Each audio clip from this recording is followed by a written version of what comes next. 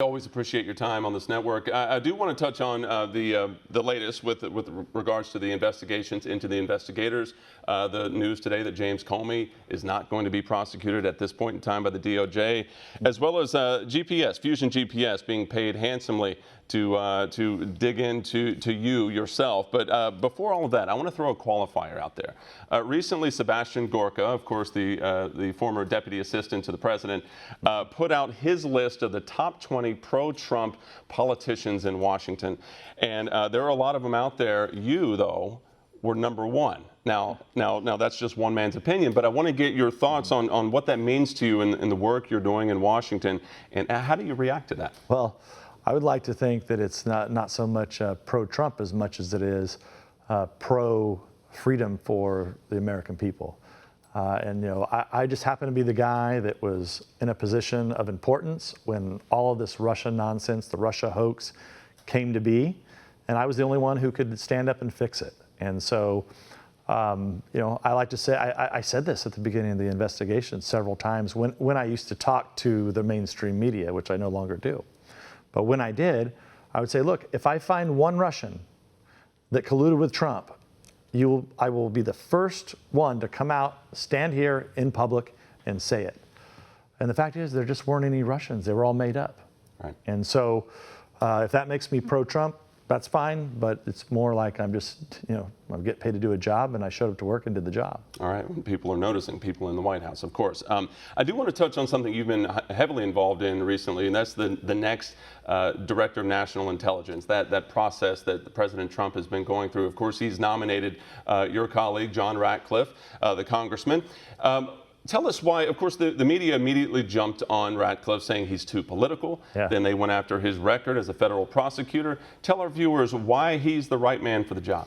Well, the first thing you have to know, if the mainstream media and all the people are against John Ratcliffe, that means he's the right guy. So let's start with that. So John Ratcliffe is very professional. He is very quiet, very unassuming, takes in all the information, and then makes good, sound decisions, or does a great job interviewing witnesses, which is what most Americans know him for now, is interviewing witnesses, because they've seen him, kind of on, in front of the, whether it's on the Judiciary Committee or on the Intelligence Committee.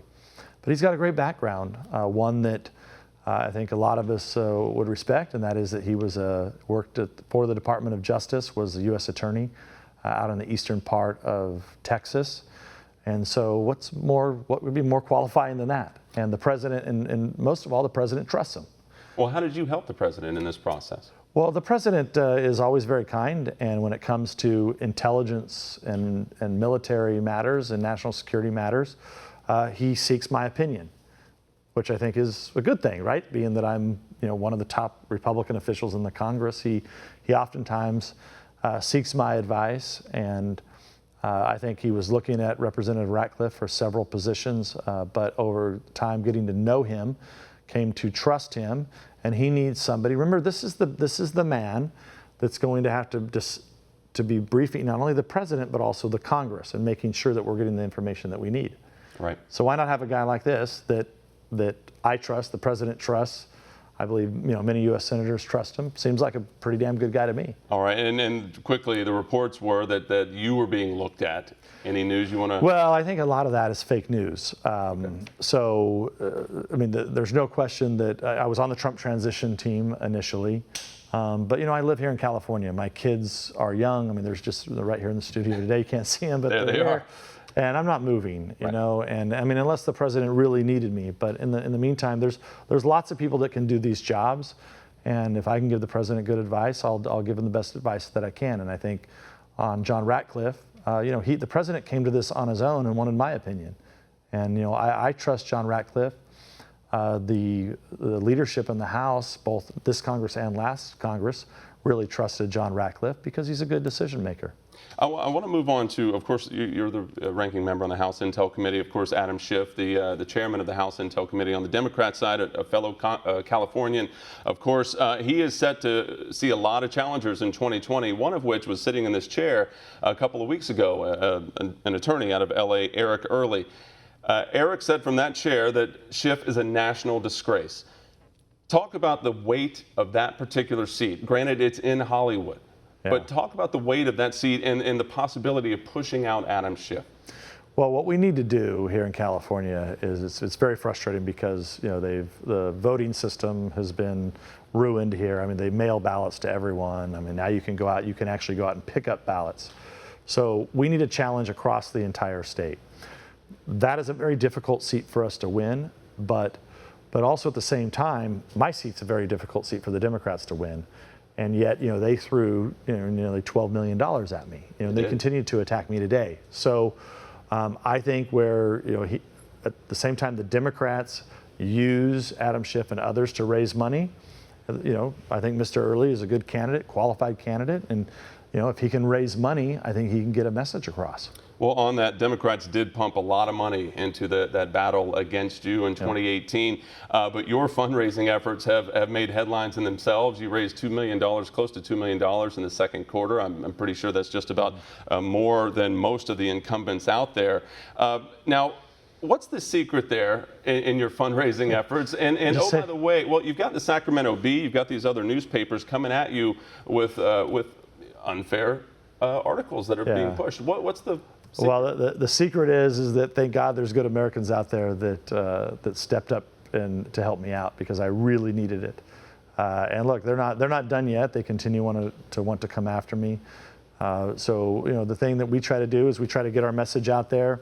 We have a big list of supporters from all over the country that luckily will send me $5, $10, $25, and it's made a big difference. Well, and it's what really allowed me to win re-election, and I think it's what's putting me in a great position to win election this time fairly easily. And it's 22nd district. I'd say it's considered a Republican stronghold as far as California goes. Yeah. The 21st, just in your neck of the woods, David Valadao was defeated in 2018. He was the Republican there. Yep. He's been pushed out. Have you talked to him at all? Does he plan on running? Yeah, I've talked to him at length. I've encouraged him to run. He filed the initial paperwork.